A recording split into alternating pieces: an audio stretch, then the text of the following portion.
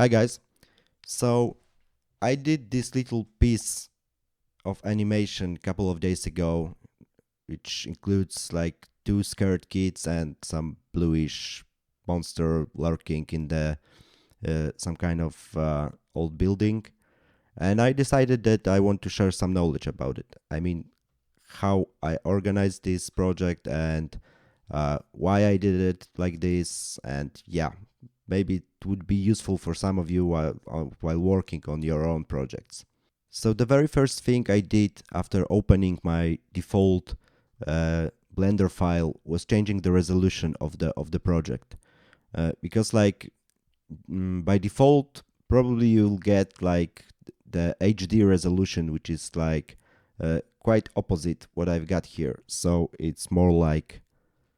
um, it's more like this, right?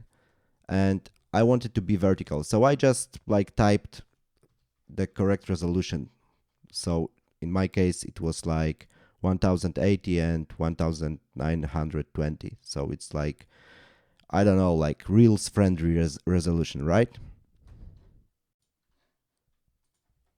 So this project contains basically only grease pencil objects and a camera. So there is no 3D meshes, no 3D geometry, no 3D lights, anything like that. Just drawings and the camera. And as you can see, like the background is like, I mean, the grease pencil objects are spread along the y-axis, and the camera is moving back and forth, so it creates some kind of cool multiplane effect. And the reason I wanted to keep it like this um, is because I wanted to keep everything inside of Blender without having to use any other programs like After Effects or Nuke, which you usually use for compositing. But I wanted to keep everything inside Blender because I find it quite, I don't know, quite cool that I can modify stuff, modify animation without having to like render like passes of animation or the backgrounds and putting them into some other program. So everything was in here was made in Blender without using any other programs.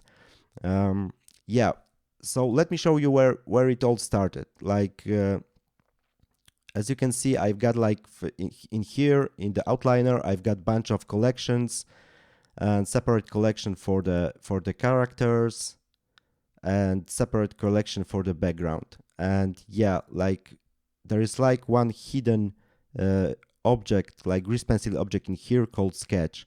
And let me separate it for you. It looks like this.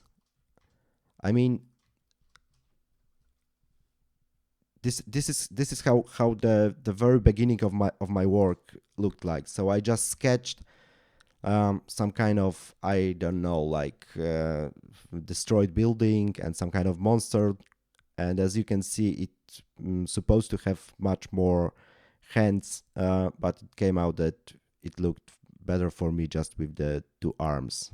So screw the extra arms in this case. I didn't have like those kids sketched. I did it later on, but yeah, this is where it all began, like the whole process. So when I was ready with the sketch, I set it to be like in front of everything. So if you go to the in properties panel, if you go to object tab, you can check this in front option in viewport display, and yeah, the sketch object would appear in front of everything, obviously. And well, then I started to like clean up the the whole stuff. So I started with the front, and I was going like the object after object, going way back until I reached like the last object, which is the sky. And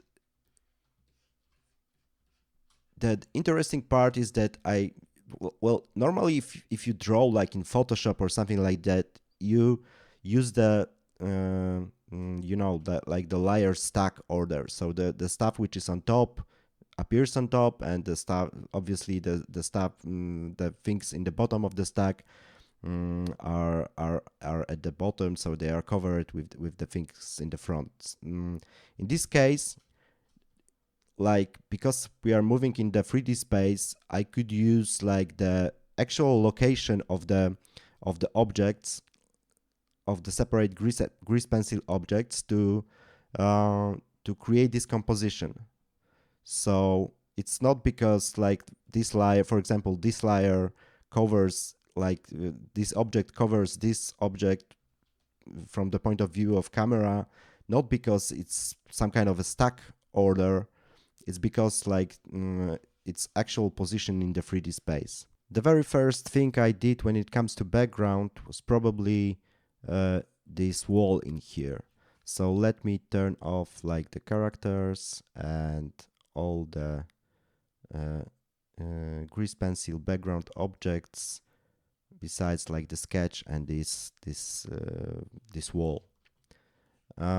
So I use the sketch, obviously I use the sketch as a reference, and the thing I started with, like it was like this fill layer with the fill material. And this material looks like this. I mean, it uses like a seamless texture, which by the way looks like this. And using like my sketch as a reference, I created this fill, and then I started to like add some shades which create like some impression of being 3D or something like that. So this is just my workflow. You don't actually have to do it like this, but I like to use in this case I used like pitch black fill material and a bunch of layers with the opacity turned down, so I could add some, different shades of darkness. Yeah. And finally, when I was happy with it, I just added like the outlines. This is really sketchy and really messy, but actually I like this like way of drawing. So you can be way more clean if you want, obviously. Next thing I did was actually copying this, duplicating this grease pencil object by hitting Shift D in object mode, and I moved it a little bit forward and deleted all the layers. And the effect was that I had like empty grease pencil object with the same set of materials, which is kind of cool. Why is it cool though? I mean, let me show you. Let's turn on all the background layers. So basically, everything you see in here is created with the same set of materials. But obviously this layer, like the wall, is a little bit brighter than, for example, this part of this building, and I did it with modifiers. So in this case, I use like hue saturation modifier, and I just turn down the value to make it a little bit darker, because like this is some kind of a night scene, so the objects which are further away from us would appear a little bit darker, right? And yeah, I mean, having the same set of materials for all the background is cool because it's so easy to modify it. So let me show you. Like, for example, I've got this grayish material which I use as a base for all the buildings. If I would decide that I want to change the color scheme of the whole project, like to something crazy like this, This is the second, actually the second fill material which I use for all the foliage in this project. So as you can see, I can like change everything pretty easily, like without like going through my grease pencil objects one by one. Um, so it's kind of flexible way of working with colors when you are not well when you are not so sure what kind of color scheme you would like to get, uh, and this is usually like the case when I'm working with my files. I have to you know play around a lot to get something that I really like. Okay, let me tell you a little bit about how I approach the animation part in this project. So I'll just turn on the collection with Mr. Blue, like this bluish monster, and as you can see, there is like bunch of grease pencil objects inside of this collection. And probably in some cases I could use just one grease pencil object, especially if I would go frame by frame. But in this case, there was no redrawing or anything like that. Everything was just like resculpted from this like initial pose of this character. And the reason I wanted to be like him to be separated into a bunch of different grease pencil objects was also the fact that I wanted, for example, those parts like his right hand and left arm to be like composition wise to be in front of this wall, and the rest of the body should be hidden behind it, so it would make things a little bit easier. The animation of this character is not very complicated, so I decided that I don't want to go like frame by frame, uh, which probably would take a lot of time because like there's plenty of details in here. Uh, um, so I decided that I want to give it a go with the sculpting and interpolating technique. So, for example, if we look at his head, you can see it's actually separated into three layers, like which contains nose, eyes, and the head. And actually, fun fact, like his jaw is like the separate layer. Okay, let's go back to the head. And if I would like to change the pose a little bit, let me go like 3 frames the front, and I could start with just trying to resculpt it uh, to some position which I kind of find appealing. And if I need like for example his eyes to be separated pretty fast, I just can lock the other layers and work on his eyes. Same thing, for example, with the nose, right? Maybe it should move a little bit more to the left. Yeah, and if I decide that I'm happy with it, I can use like go to edit mode or to draw mode and use the interpolation tool. Make sure you interpolate all layers and then just create like some kind of in between. Automatically. Yeah, and more or less this is what I did in here. But to make things a little bit easier for me, there is also a movement of the whole grease pencil object. So there is like interpolating in here, like so resculpting and interpolating going here inside this grease pencil object in the grease pencil sculpt mode. But also if we would go like to action editor, you can see that the whole object actually moves a little bit. let me show you. If I would like turn off the animation for this object, so it stay in the same place, it would look like this. So there is a little bit of the animation of the whole object. Yeah, and fun fact, like I show you the jaw, like the jaw is actually attached to the head layer, head object with the child of constraint, so I can actually like animate it separately without having to uh, move it. Like if I move the head, the jaw just keeps following, right? Okay. So I don't really want it to be like any kind of animation tutorial. It's just like the general overview of this scene. So I won't explain like the animation of the rest of the characters in very detailed way.